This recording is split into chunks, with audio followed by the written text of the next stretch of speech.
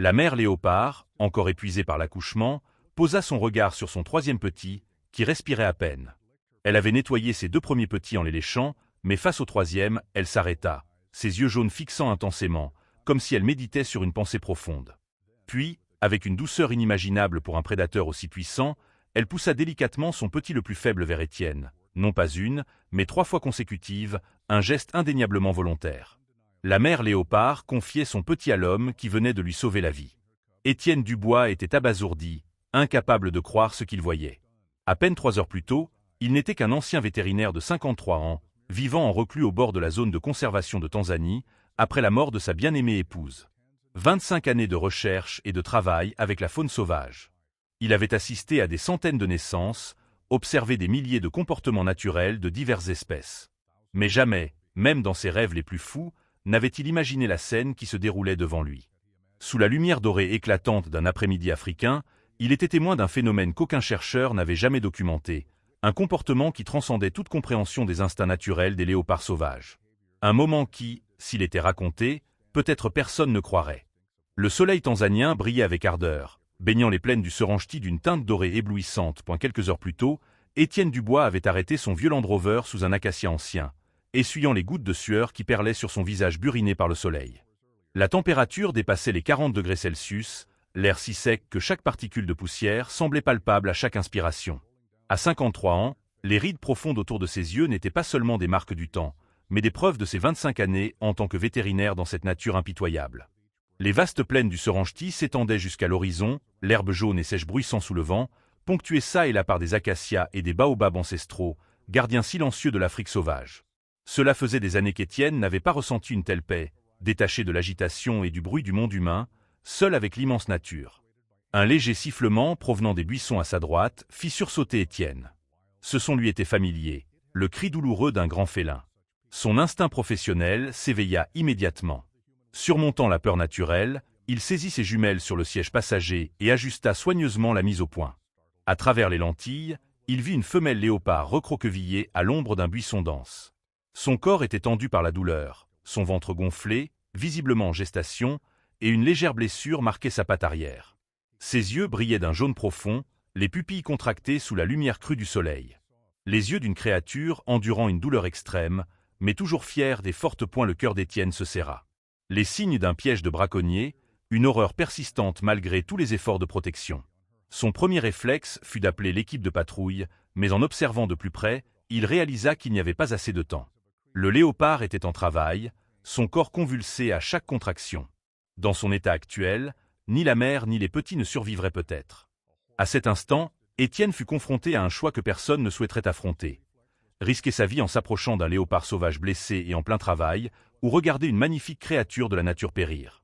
L'image de Claire, sa défunte épouse, surgit dans son esprit, avec la promesse qu'il lui avait faite de ne jamais cesser de protéger la vie, quelles que soient les circonstances. Étienne prit sa trousse médicale dans le coffre. Des outils médicaux de base qu'il transportait toujours. Regardant directement dans les yeux dorés qui suivaient chacun de ses mouvements, il savait que chaque pas pouvait être le dernier. Les léopards comptent parmi les prédateurs les plus dangereux d'Afrique. Agiles, puissants et extrêmement territoriaux, surtout lorsqu'ils sont blessés et sur le point de donner naissance. L'espace était empli du souffle laborieux de la femelle léopard. Étienne posa sa trousse sur le sol, chaque mouvement lent et clair, ne voulant pas provoquer l'animal dans un état aussi vulnérable. De loin, il pouvait mieux voir son état, la patte arrière blessée par un piège, rendant les mouvements difficiles. Le soleil de l'après-midi commençait à décliner vers l'ouest, une lumière dorée chaude baignant la savane, projetant de longues ombres sur le sol sec. Étienne savait qu'il n'avait pas beaucoup de temps. À la tombée de la nuit, d'autres prédateurs seraient attirés par l'odeur, mettant en danger à la fois le léopard et lui-même.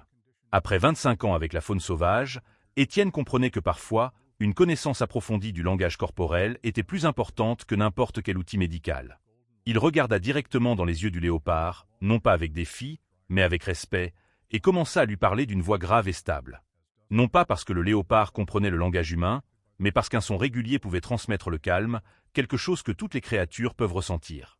Le léopard grognait encore, mais avec moins d'intensité. Elle regarda Étienne avec des yeux à la fois prudents et douloureux. Pas à pas, il s'approcha, chaque mouvement soigneusement calculé. À seulement quelques empans de distance, une forte contraction fit hurler le léopard de douleur. Elle balança involontairement sa patte, ses griffes acérées effleurant le bras d'Étienne, laissant une légère éraflure. La douleur passa rapidement, mais Étienne ne recula pas. Il savait que ce n'était pas une attaque intentionnelle, juste un réflexe naturel dû à la douleur. Au moment suivant, alors que la contraction s'apaisait, le léopard sembla le réaliser. Elle regarda le bras d'Étienne, puis lui, ses yeux jaunes réfléchissant la lumière du soir avec quelque chose qui ressemblait à du remords. Avec une concentration absolue, Étienne commença à travailler. D'abord, la blessure à la patte. Il injecta un anesthésique léger, suffisant pour réduire la douleur sans mettre en danger les petits à naître, puis nettoya et banda la plaie avec précaution. Il s'assura que le léopard pourrait se déplacer plus facilement après l'accouchement. Tout au long de ce processus, le léopard resta immobile, ne tressaillant qu'occasionnellement lorsque les douleurs du travail s'intensifiaient. Elle semblait comprendre que l'humain devant elle essayait de l'aider. Ou peut-être était-elle simplement trop épuisée pour résister. Quelle qu'en soit la raison, Étienne lui en était reconnaissant. Alors que la lumière de l'après-midi s'adoucissait, le travail du léopard s'intensifia. Étienne avait assisté à de nombreuses naissances d'animaux sauvages, mais jamais dans de telles conditions, au milieu des vastes prairies, sans soutien, avec un léopard sauvage. Chaque instant était tendu comme une corde d'arc. Il vérifia la blessure bandée, constata que le saignement s'était arrêté, mais les signes d'épuisement chez l'animal devenaient de plus en plus évidents. Les yeux de la mère léopard se fermaient parfois, son corps tremblait après chaque contraction. Étienne savait que c'était le moment le plus critique. Il sortit doucement une bouteille d'eau de son sac, versa un peu sur un mouchoir propre et le plaça délicatement sur le front du léopard pour la rafraîchir. L'animal ne protesta pas, peut-être trop fatigué pour résister, ou peut-être commençait-il à faire confiance à l'humain devant lui. Quelle qu'en soit la raison, Étienne en était reconnaissant. Le premier petit naquit alors que les derniers rayons éclatants du soleil brillaient encore à l'horizon. Un mâle en bonne santé, au pelage doré avec des taches noires distinctes. La mère léopard le nettoya rapidement en le léchant, éveillant son premier souffle, et le poussa dans l'espace chaud à côté d'elle. La seconde, une femelle plus petite mais tout aussi saine, naquit une demi-heure plus tard. Étienne sentit une joie monter en lui à la vue de cette nouvelle vie, une sensation qu'il pensait avoir perdue à jamais après la mort de Claire. Mais ensuite vint le troisième travail, plus long et plus difficile. La mère léopard hurla de douleur, son corps tendu dans l'effort de pousser le dernier petit. Étienne retint son souffle, prêt à intervenir si nécessaire. Enfin, dans la lumière dorée orangée de la fin d'après-midi, le troisième petit naquit également. Un petit mâle au pelage plus clair et aux taches noires estompées, son corps si faible qu'il bougeait à peine. Le cœur d'Étienne se serra. Dans le monde naturel impitoyable, les petits faibles survivent rarement. Mais alors, un miracle se produisit. Le petit faible bougea légèrement, sa bouche s'ouvrant pour un cri minuscule, presque inaudible. Et puis vint le moment qu'Étienne savait qu'il porterait en lui pour le reste de sa vie. Et la lumière du soleil de fin d'après-midi baignait les plaines du Serengeti d'un or orangé éclatant, créant un paysage presque irréel. Dans cette lumière chaude, Étienne Dubois fut témoin d'un comportement jamais documenté dans l'histoire de la recherche sur les léopards. La mère léopard, encore épuisée par l'accouchement, regarda son troisième petit, qui respirait à peine. Elle avait nettoyé ses deux premiers petits en les léchant. Mais face au troisième, elle s'arrêta, ses yeux jaunes fixant intensément, comme si elle méditait sur une pensée profonde. Puis, avec une douceur inimaginable pour un prédateur aussi puissant, elle poussa délicatement son petit le plus faible vers Étienne, non pas une, mais 3 fois consécutive, un geste indéniablement volontaire. La mère léopard confiait son petit à l'homme qui venait de lui sauver la vie. Étienne était abasourdi, incapable de croire ce qu'il voyait. Tout au long de sa carrière avec la faune sauvage, il n'avait jamais été témoin ni entendu parler d'un tel comportement. Les mères léopards protègent toujours leurs petits jusqu'à leur dernier souffle, même lorsque le petit est faible et sans chance de survie. Pourtant, ici, dans l'après-midi africain, une frontière sacrée entre l'homme et le monde sauvage était brisée. Le petit cria faiblement, un son qui serra le cœur d'Étienne. Avec une prudence absolue, il tendit la main, touchant cette vie fragile pour la première fois. Le pelage doux, encore humide des fluides de la naissance, la température corporelle en baisse, des signes dangereux. Sans chaleur et soins immédiats, le petit ne survivrait pas à la nuit. Étienne ôta sa veste, enveloppa doucement cette petite vie, la pressant contre sa poitrine pour lui transmettre de la chaleur. La mère léopard observa, ne montrant aucun signe d'objection ou d'inquiétude. Au contraire, elle commença à s'occuper de ses 2 autres petits, les léchant et les réchauffant, jetant occasionnellement un regard vers Étienne comme pour vérifier l'état de son troisième petit. L'après-midi s'évanouissait dans un espace étrange. Un homme et d'une mère léopard à seulement quelques mètres l'un de l'autre. Chacun prenant soin de nouvelles vies à sa manière. Pas de peur, pas de menace, seulement un respect mutuel et un objectif commun, protéger la vie. Alors que les derniers rayons éclatants brillaient encore à l'horizon, Étienne réalisa que le petit dans ses bras s'était renforcé. Il bougeait davantage, son cri était plus fort, et ses petits yeux s'ouvraient légèrement. Un petit miracle s'était produit au cours des dernières heures. Étienne regarda la mère Léopard, qu'il observait toujours depuis une distance sûre. Ses deux petits en bonne santé étaient allongés à côté d'elle. Il comprit qu'il était temps de prendre une décision.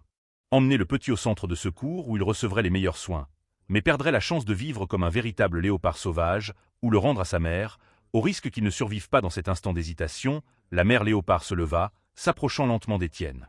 Chacun de ses pas était prudent, ne montrant aucun signe de menace. À quelques pas de distance, elle s'arrêta, regardant directement Étienne, puis le petit dans ses bras, et Étienne comprit. Il plaça doucement le petit sur le sol entre lui et sa mère. Le petit faible cria, essayant de bouger, et la mère Léopard s'approcha, le prenant doucement par la nuque, comme toutes les mères léopards le font avec leurs petits. Mais au lieu de l'emporter immédiatement, elle s'arrêta, se tournant pour regarder Étienne une dernière fois. Dans ses yeux dorés, il y avait quelque chose de plus profond que les mots ne pourraient exprimer, une connexion transcendant les frontières entre espèces, un merci silencieux, une promesse. Puis, avec la grâce inhérente au léopard, elle se détourna, emportant ses trois petits dans l'obscurité de la forêt où ils appartenaient. Étienne resta là, dans le coucher de soleil éclatant de Tanzanie, le cœur rempli d'une émotion qu'il pensait avoir perdue à jamais. L'espoir. Claire serait fière de lui, de cet instant magique, de la frontière franchie entre les humains et le monde sauvage. 2 semaines plus tard, alors qu'il prenait des notes dans sa petite maison en bois, Étienne entendit un bruit doux à l'extérieur de sa fenêtre. En regardant dehors, il vit une scène qui fit s'arrêter son cœur un instant.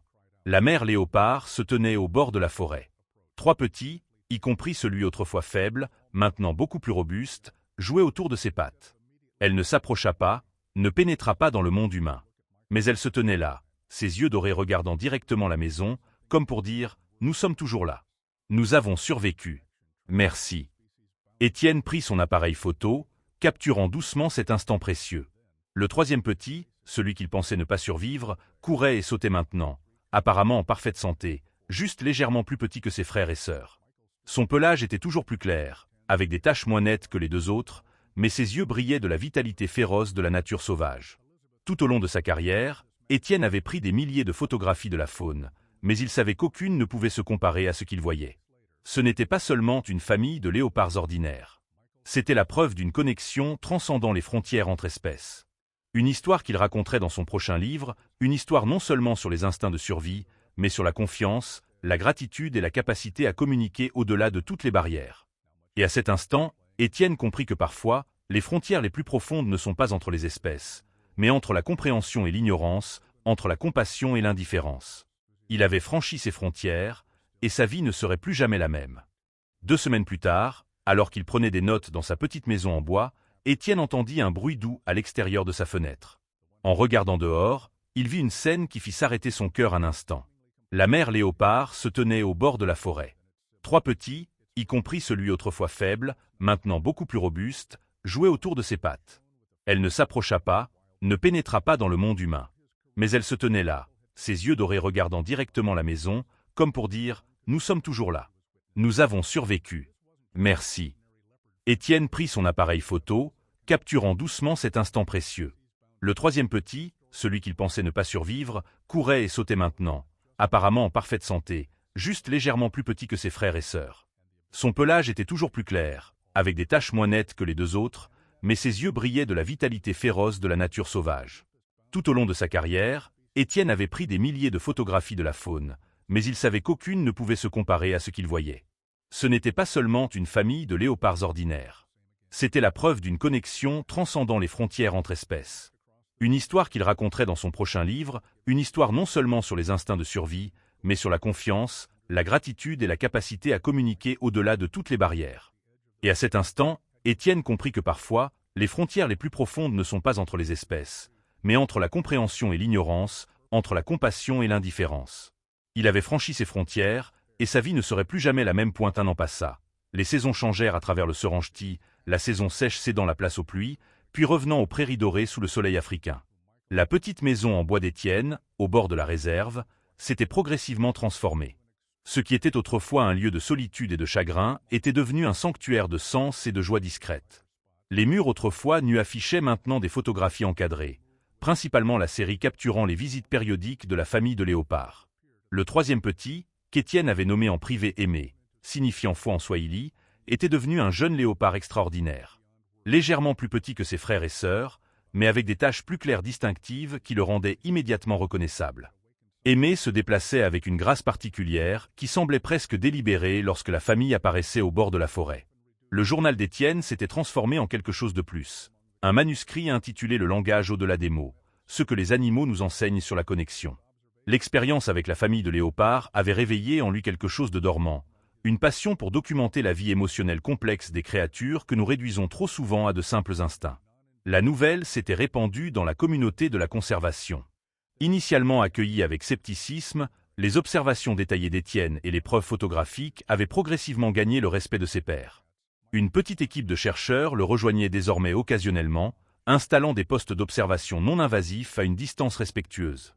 Leur découverte suggérait quelque chose de révolutionnaire. La capacité de confiance, de gratitude et de mémoire émotionnelle chez les grands félins pourrait être bien plus développée que ce que la science avait reconnu auparavant. Un soir, alors que le soleil peignait le ciel de teintes ambrées et cramoisies, Étienne était assis sur son porche, écrivant avec concentration les dernières lignes du chapitre final de son livre. Du coin de l'œil, il remarqua un mouvement familier au bord de la forêt. C'était la famille de Léopard, maintenant composée de 5 membres, car la mère Léopard avait donné naissance à 2 autres petits au printemps précédent. Aimé, presque adulte désormais, marchait en tête de la famille, ses yeux dorés scrutant les environs avant de guider ses frères et sœurs et sa mère dans la clairière. Il y avait quelque chose de différent dans la manière dont toute la famille se déplaçait ce jour-là. Moins prudente, presque confiante, comme s'ils ne venaient pas seulement montrer à Étienne qu'ils allaient bien, mais pour partager quelque chose. Lorsqu'ils s'arrêtèrent à leur distance habituelle de sécurité, Étienne remarqua que la mère Léopard portait quelque chose dans sa gueule.